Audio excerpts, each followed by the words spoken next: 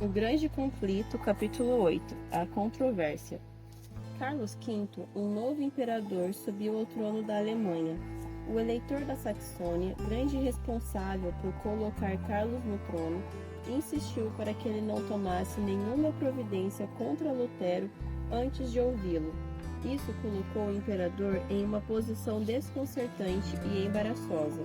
Os seguidores do Papa só ficariam satisfeitos com a morte de Lutero.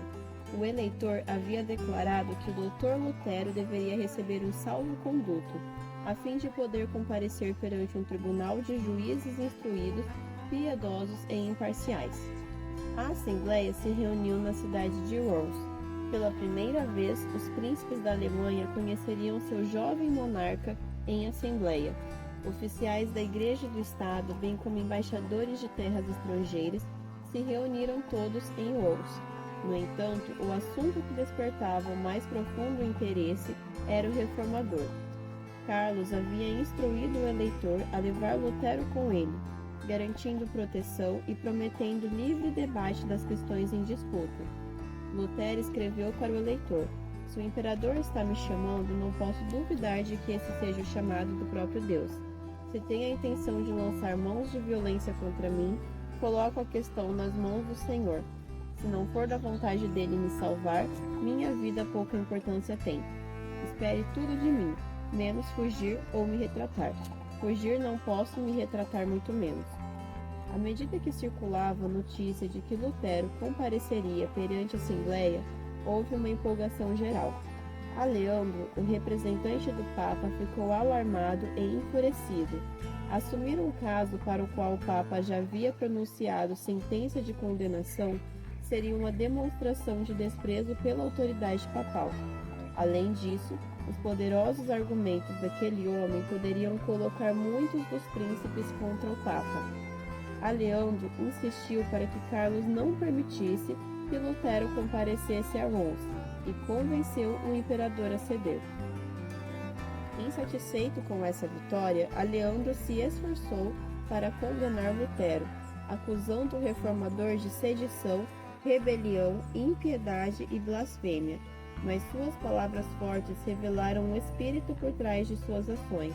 Ele é movido por ódio e vingança, era a opinião geral. Com zelo renovado, Aleandro induziu o imperador a colocar em prática as decisões papais. Vencido pela insistência, Carlos o convidou a apresentar sua causa perante a Assembleia. Os favoráveis ao reformador estavam apreensivos em relação ao que Aleandro diria. O eleitor da Saxônia não estava presente, mas alguns dos participantes do concílio tomaram notas do discurso de Aleandro. Com erudição e eloquência, Aleandro se determinou a minar a reputação de Lutero, retratando-o como inimigo da Igreja e do Estado. No zelo de Lutero, declarou: "Há o suficiente para justificar a queima de 100.000 hereges. O que são todos esses luteranos? Um bando de professores insolentes, padres corruptos, monges imorais, advogados ignorantes e nobres degradados. Como é superior a eles em número, habilidade e poder o grupo católico. Um decreto unânime desta ilustre Assembleia iluminará os ignorantes, advertirá os imprudentes, dará rumo aos indecisos e fortalecerá os fracos." As pessoas continuam a usar os mesmos argumentos contra aqueles que ousam apresentar os ensinos claros da Palavra de Deus. Quem são estes pregadores de novas doutrinas?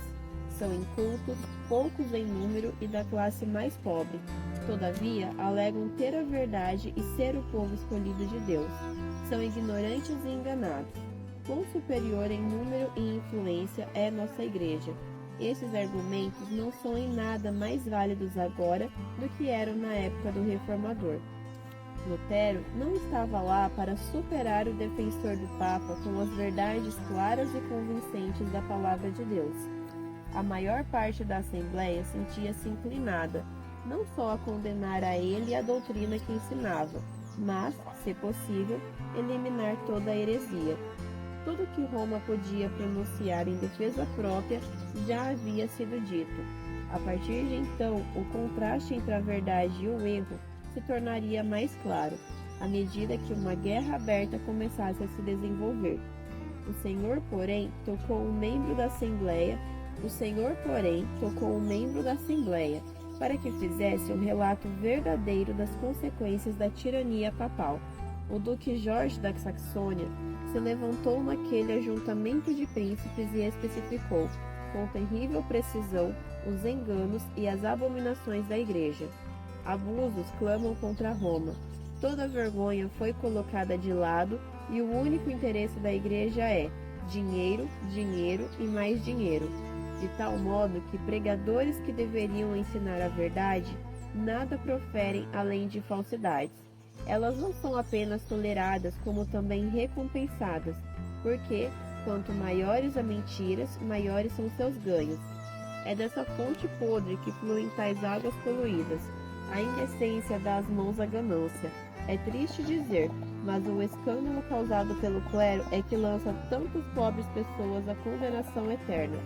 Precisamos efetuar uma reforma geral. O fato de um orador ser um inimigo resoluto do reformador conferiu influência ainda maior às suas palavras. Anjos de Deus enviaram raios de luz às trevas do erro e abriram os corações à verdade. O poder da verdade divina controlou até mesmo os inimigos da reforma e preparou o caminho para a grande obra que estava prestes a acontecer. A voz daquele que é maior do que Lutero foi ouvida na Assembleia.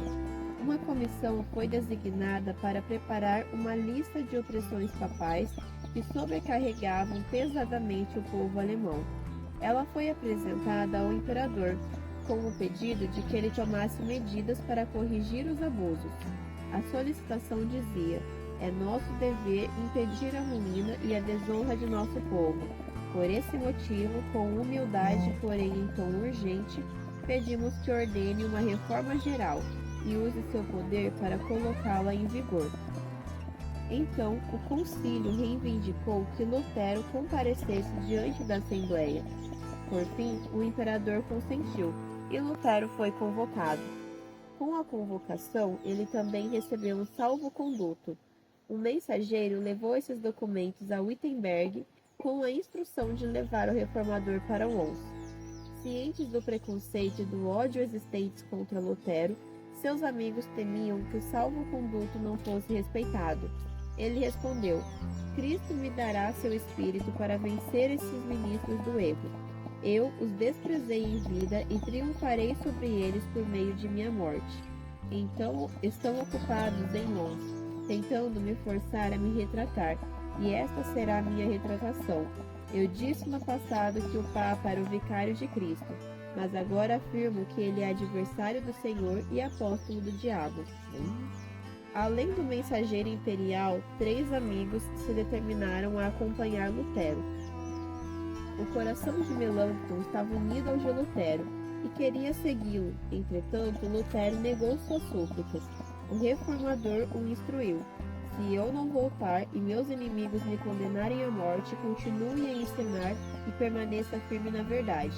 Labute em meu lugar. Se você sobreviver, minha morte terá pouca importância.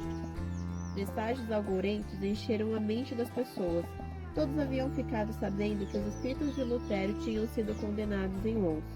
O mensageiro, temeroso quanto à segurança de Lutero no concílio, perguntou se ele ainda desejava prosseguir. O reformador respondeu: embora condenado em todas as cidades, eu irei. Em Erfurt, Lutero passou pelas ruas que tantas vezes havia trilhado, visitou sua cela no convento e pensou nas lutas que levaram a seu coração a luz que então inundava toda a Alemanha.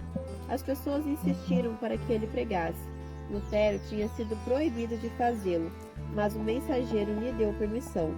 Então o frade, que no passado havia trabalhado como escravo nos piores deveres do convento, assumiu o púlpito. O povo ouviu em êxtase. Lutero partiu o pão da vida para aquelas pessoas famintas. Exaltou a Cristo, mostrando como ele é superior a papas, oficiais da igreja, imperadores e reis. Lutero não fez nenhuma alusão à sua situação de perigo. Em Cristo perdeu a si mesmo de vista. Escondeu-se atrás do homem do Calvário, buscando apenas apresentar a Jesus como o Redentor dos pecadores. Enquanto o reformador seguia seu caminho, uma multidão zelosa se reuniu a seu favor, e vozes amistosas o advertiram contra as autoridades católicas. Vão queimá-lo, disseram alguns, e reduzirão seu corpo a cinzas, assim como fizeram com João Hus. Lutero respondeu: mesmo que acendam uma fogueira por todo o caminho de Worms a Wittenberg, eu andarei através dela em nome do Senhor. Comparecerei perante eles, confessando o Senhor Jesus Cristo. A posição de Lutero em relação a Worms despertou forte comoção. Amigos tremiam por sua segurança, e os inimigos temiam pelo êxito de sua causa. Os seguidores do Papa arranjaram alguns que os instigassem a ir para o castelo de um cavaleiro amigo, onde, alegavam eles, todas as dificuldades poderiam ser resolvidas com boa vontade. Amigos descreveram os perigos que o ameaçavam. Lutero permaneceu impassível e declarou: ainda que houvesse tantos demônios em Worms quanto telhas em cima das casas, eu entraria na cidade. Quando ele chegou a Worms, uma vasta multidão se aglomerou nos portões para lhe dar as boas-vindas. A emoção era intensa. Deus será minha defesa, disse Lutero ao descer de sua carruagem. Sua chegada encheu de assombro os defensores de Roma. O imperador convocou os participantes do concílio. Que rumo deveriam tomar? Um católico rígido declarou: já debatemos este assunto por tempo demais. Que Sua Majestade Imperial se livre desse homem de uma vez por todas. Sigismundo não mandou João Ron ser queimado? Não somos obrigados nem a dar salvo-conduto para um herege, nem a respeitar tal documento. Não, disse o imperador, cumpriremos nossa promessa. Então decidiram que o reformador seria ouvido. Todos na cidade estavam ansiosos para ver o notável homem. Lutero, cansado da viagem, necessitava de tranquilidade e descanso, mas desfrutou poucas horas de alívio quando nobres cavaleiros, padres e cidadãos se reuniram avidamente ao redor dele. Em meio a esses nobres, havia aqueles que exigiram do imperador que fizesse uma reforma nos abusos da igreja. Tanto amigos quanto inimigos foram ver o monge destemido. Sua feição era firme e corajosa. Seu rosto pálido e magro tinha uma expressão bondosa e até mesmo alegre. O profundo fervor de suas palavras carregava consigo um poder que nem mesmo seus inimigos eram capazes de resistir por completo. Alguns se convenceram de que havia nele uma influência divina. Outros declararam, assim como os fariseus a respeito de Cristo: ele tem demônio. João 10:20. No dia seguinte, um oficial do Império foi enviado para levar Lutero ao auditório da Assembleia. Todas as ruas estavam lotadas de espectadores ávidos por ver o monge que ousara resistir ao Papa. Um velho general, herói de muitas batalhas, disse-lhe com bondade: pobre monge, você agora está prestes a fazer uma resistência mais nobre do que eu ou qualquer outro capitão já fizemos nas mais sangrentas de nossas batalhas. Mas se sua causa é justa, vá em frente em nome de Deus e nada tema. O Senhor não o abandonará. O imperador se assentou no trono, cercado pelos indivíduos mais importantes do império. Martinho Lutero deveria então responder por sua fé. Esse comparecimento em si já foi uma vitória clara sobre o papado. O Papa havia condenado o homem, e agora ele estava diante de um tribunal, e por intermédio desse ato em si, se colocou acima do Papa. O Papa o havia banido e excluído da sociedade humana. Mesmo assim, ele havia sido convocado em linguagem respeitosa e foi recebido perante a mais distinta Assembleia do mundo. Roma já estava descendo do trono, e foi a voz de um monge que causou sua humilhação. O reformador de origem humilde parecia perplexo e envergonhado. Vários príncipes se aproximaram dele, sussurrando: não tenha medo dos que matam o corpo, mas não podem matar a alma. Outro acrescentou: por minha causa vocês serão levados à presença de governadores e de reis. Mas, quando os prenderem, não se preocupem quanto ao que dizer ou como dizê-lo.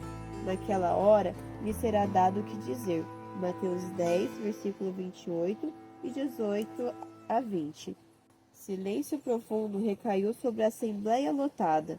Então, um oficial do império se levantou. e, apontando para os escritos de Lutero, exigiu que o reformador respondesse a duas perguntas: se ele reconhecia que eram de sua autoria e se tinha a intenção de se retratar das opiniões que expressavam. Após a leitura dos títulos dos livros, Lutero respondeu à primeira pergunta, reconhecendo que os escritos eram de sua autoria. Quanto à segunda indagação, afirmou: eu agiria de maneira precipitada, se respondesse sem refletir. Posso dizer menos do que a ocasião requer ou mais do que a verdade exige. Por esse motivo, peço a Sua Majestade Imperial, com toda a humildade, que me conceda tempo, para que eu responda sem ofender a palavra de Deus. A resposta de Lutero convenceu a Assembleia de que ele não agia por emoção ou impulso.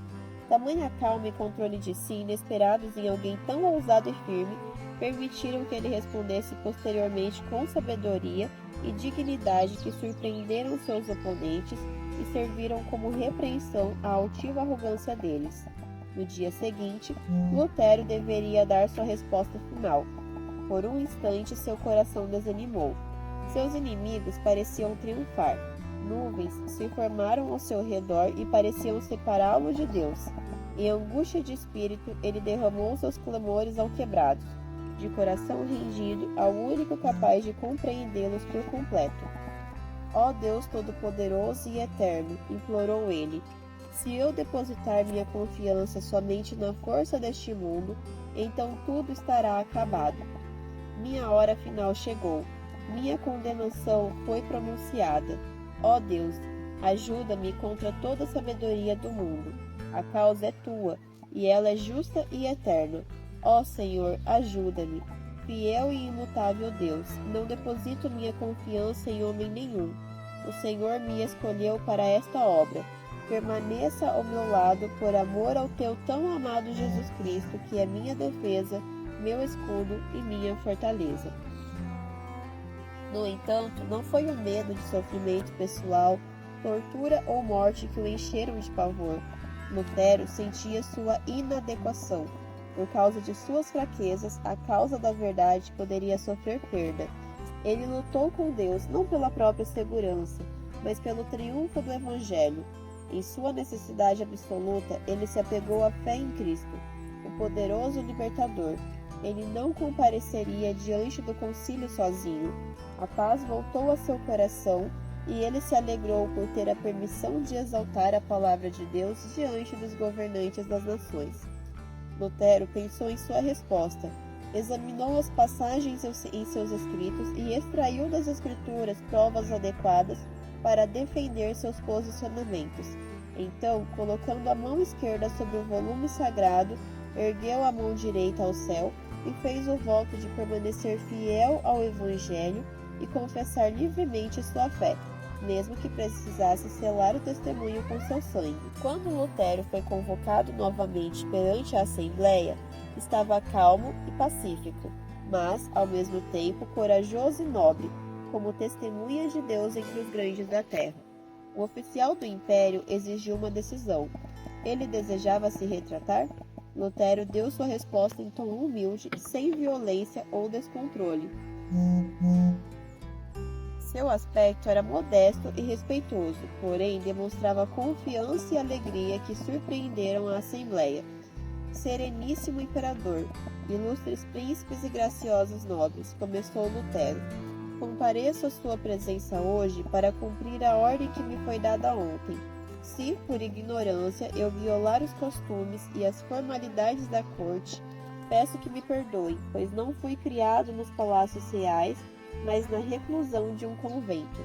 Então afirmou que, em algumas de suas obras publicadas, havia escrito sobre a fé e as boas obras e até mesmo alguns de seus inimigos as consideraram benéficas.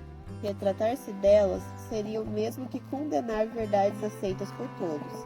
A segunda categoria de escritos consistia daqueles que expunham as corrupções e os abusos do papado. Revogá-las equivaleria a fortalecer a tirania de Roma e abrir uma porta ainda mais larga para sacrilégios maiores. Na terceira categoria, ele havia atacado indivíduos que defenderam males existentes.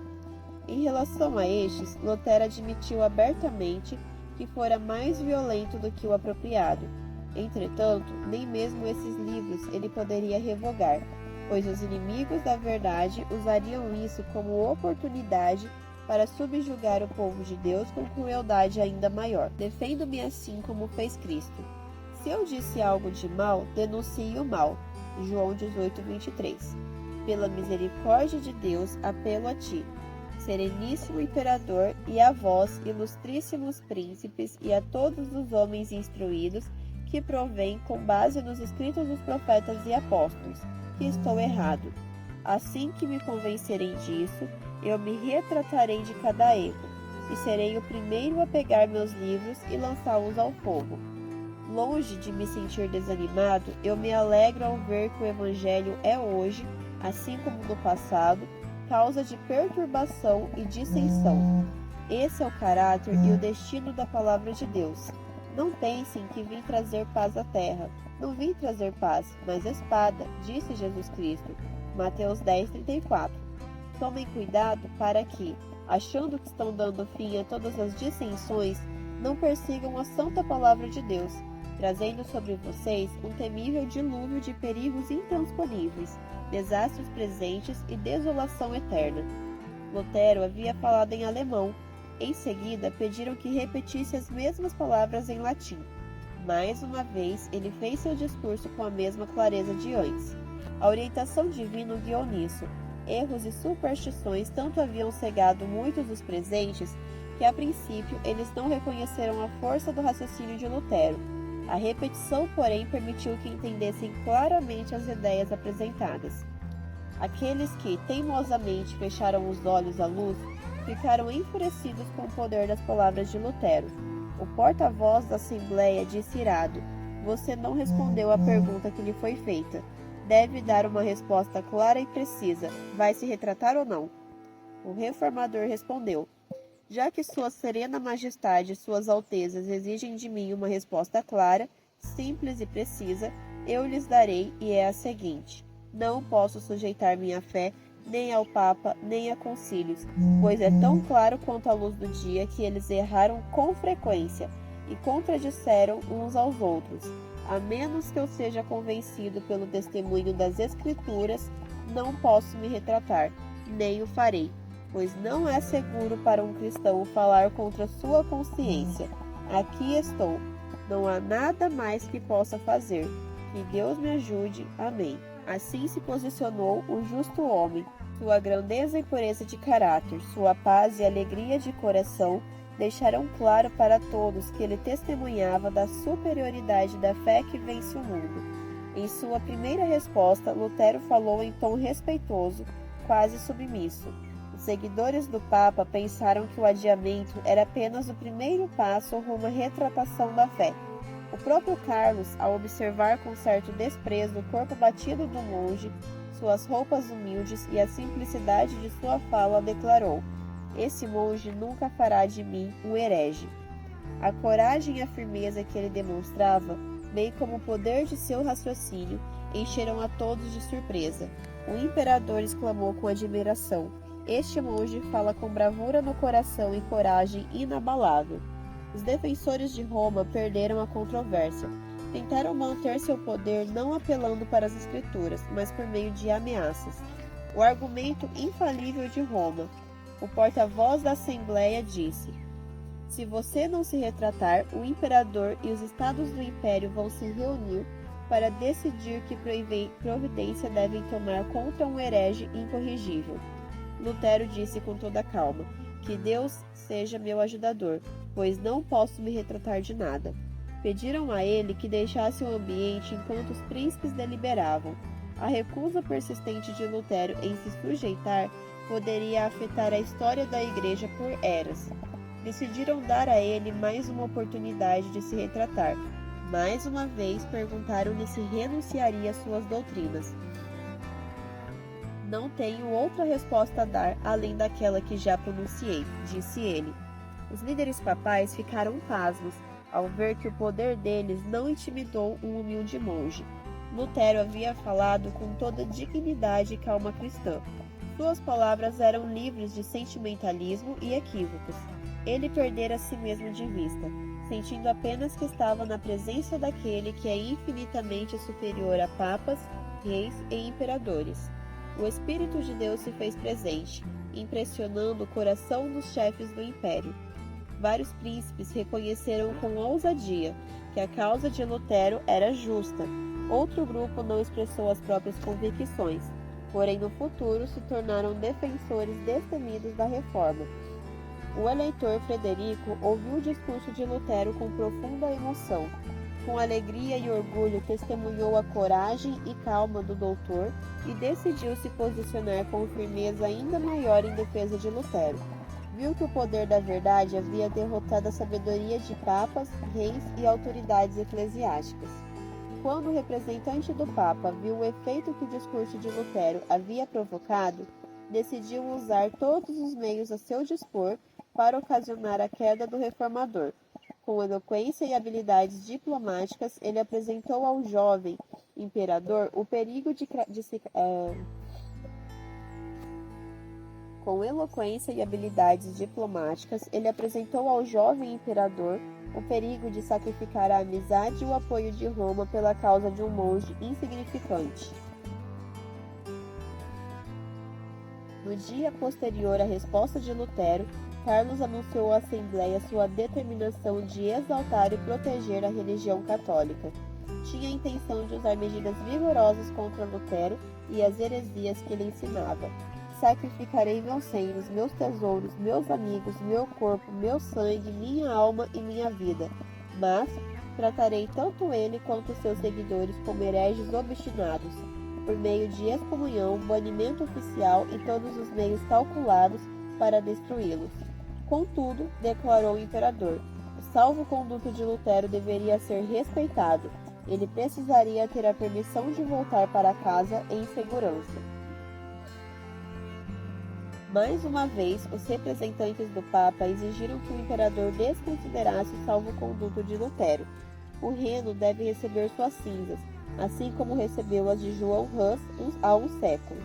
Mas os príncipes da Alemanha, conquanto fossem inimigos confessos de Lutero, protestaram contra tamanha violação da fé pública. Lembraram os desastres que sucederam à morte de Hus. Não ousariam trazer sobre a Alemanha a repetição daqueles terríveis males. Respondendo à proposta infame, Carlos disse: mesmo que a honra e a fé desapareçam do mundo inteiro, elas ainda encontrarão refúgio no coração dos príncipes. Os inimigos papais de Lutero continuaram a incitá-lo a tratar o reformador assim como Sigismundo fizera com Hus.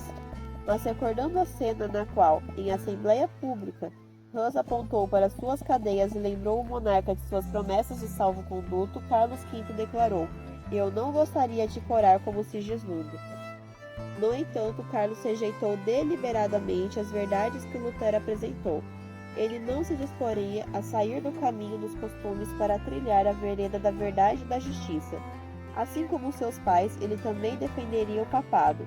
Ao fazê-lo, rejeitou aceitar a luz que ia além daquela que seus pais haviam aprendido. Muitos hoje se apegam às tradições de seus antepassados.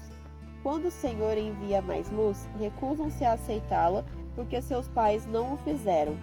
Deus não poderá nos aprovar se olharmos para nossos pais a fim de decidir qual é nosso dever, e em vez de examinar a palavra da verdade por nossa conta.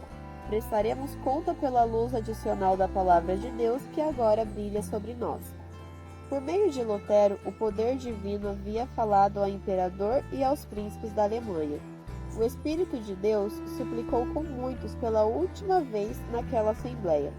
Assim como Pilatos fizera séculos antes, Carlos V cedeu ao orgulho humano e resolveu rejeitar a luz da verdade. As ameaças contra Lutero circulavam por toda parte, despertando comoção em toda a cidade. Cientes da crueldade enganosa de Roma, muitos amigos resolveram impedir que o reformador fosse sacrificado. Centenas de nobres se comprometeram a protegê-lo. Cartazes foram colocados nas portas das casas e em espaços públicos, alguns condenando Lutero, outros o defendendo. Um deles trazia significativas palavras: ai de ti, ó terra, cujo rei é criança. Eclesiastes 10:16. O entusiasmo popular a favor de Lutero convenceu o imperador e a Assembleia de que qualquer injustiça cometida contra ele colocaria em risco a paz do império e a estabilidade do trono. Frederico da Saxônia escondeu cuidadosamente seu real sentimento em relação a Lutero. Ao mesmo tempo, guardou o reformador com vigilância constante, observando seus movimentos e os de seus inimigos. No entanto, muitos outros não esconderam sua simpatia em relação a Lutero. Spalatin escreveu: "O quartinho do doutor não conseguia comportar todos os visitantes que apareciam. Até mesmo aqueles que não tinham fé em suas doutrinas não conseguiam deixar de admirar a integridade que o levara a correr risco de morte, em vez de violar a própria consciência." Alguns tentaram avidamente induzir Lutero a concordar em fazer concessões a Roma. Nobres e príncipes lhe disseram que se ele mantivesse o julgamento contra a Igreja e os concílios, seria banido do império e não teria defesa alguma. Mais uma vez, insistiram para que se sujeitasse ao juízo do imperador. Assim ele não teria nada a temer. Em resposta, Lutero disse: "Consinto de todo o coração que o imperador, os príncipes e até mesmo o mais vil cristão examinem e julguem minhas obras, mas com uma condição: que usem a palavra de Deus como padrão.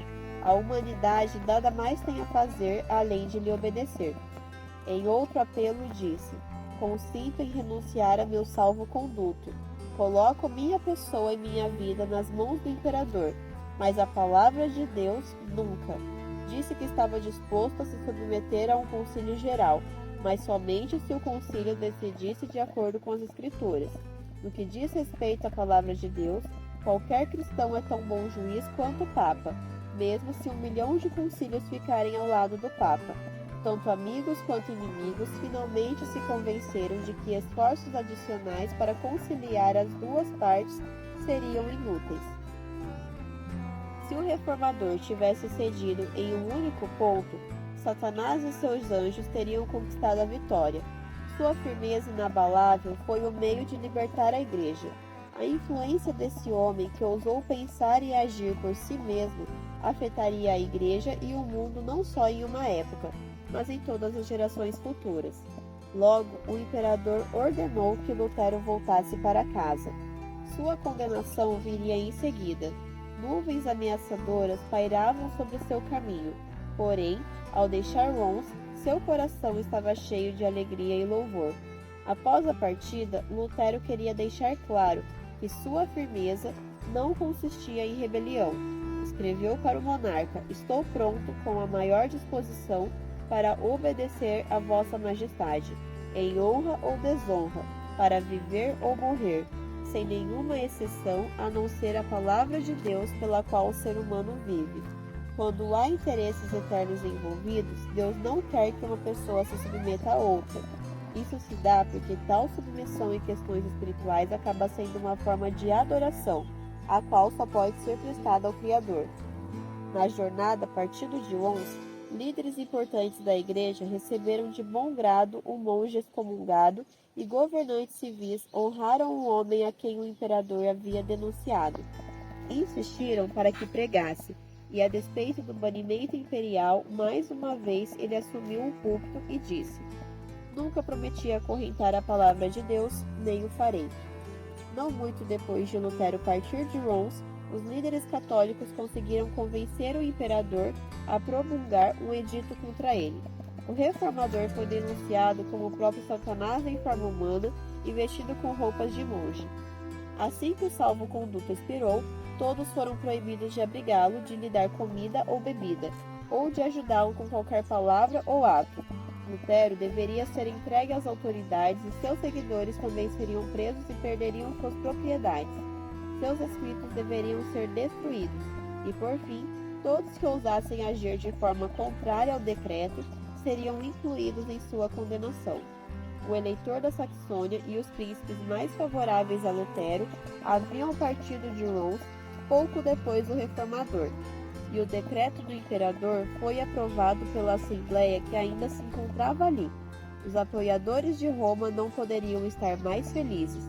Eles imaginaram que o destino da reforma estava selado. Um olho vigilante seguia os movimentos de Lutero e um coração verdadeiro e nobre resolveu resgatá-lo. Deus deu a Frederico da Saxônia um plano para salvar a vida do reformador. Na viagem para casa, Lutero foi separado de seus companheiros e logo foi levado para o meio da floresta até o castelo de Wartburg, uma fortaleza isolada nas montanhas. Seu esconderijo era um segredo tão bem guardado que nem o próprio Frederico sabia para onde Lutero tinha sido levado. Essa ignorância foi planejada. Enquanto o eleitor não soubesse de nada, não poderia revelar nada. Satisfeito com a certeza de que o reformador estava seguro, ele se contentou. Primavera, verão e outono se passaram. O inverno chegou e Lutero permanecia prisioneiro. Aleandro e seus seguidores se vangloriavam de seu sucesso. A luz do Evangelho parecia prestes a se extinguir, mas a luz do reformador brilharia com intensidade ainda maior. Na segurança vistosa do castelo de Wartburg, Lutero se alegrou por se ver liberto do calor e tumulto da batalha. Entretanto, por estar acostumado a uma vida ativa e cheia de conflitos, não conseguia suportar permanecer inativo. Naqueles dias solitários, a condição da igreja se levantou diante dele. Temia ser chamado de covarde por se retirar da luta. Então se repreendeu por ser ocioso e autocondescendente. Ao mesmo tempo, porém, todos os dias ele realizava mais do que parecia possível a um só homem fazer. Sua pena nunca ficou parada. Seus inimigos ficavam pasmos e confusos com as provas tangíveis de que ele continuava ativo. Diversos folhetos de sua autoria circularam pela Alemanha. Ele também traduziu o Novo Testamento para o alemão. De sua Patmos de pedra, continuou a proclamar o Evangelho por quase um ano e a repreender os erros de sua era. Deus havia retirado seu servo do palco da vida pública. No isolamento tranquilo de seu retiro montanhoso, Lutero foi privado de todo apoio terreno e excluído de louvores humanos. Isso o salvou do orgulho e da autoconfiança que tantas vezes o sucesso traz. Quando as pessoas se alegram na liberdade que a verdade lhes traz, Satanás tenta afastar os pensamentos e afeições delas de Deus e uni-las a agentes humanos, para que honrem o instrumento e ignorem a mão que dirige os acontecimentos que o Senhor escolhe. Com muita frequência, os líderes religiosos que são louvados assim começam a confiar em si mesmos. As pessoas tendem a olhar para eles em busca de orientação, em vez de examinar a palavra de Deus. O Senhor queria resguardar a reforma desse perigo. Olhos humanos procuravam Lutero como o intérprete da verdade. Ele foi retirado de tal maneira que todos os olhos só poderiam se dirigir ao Autor eterno da verdade.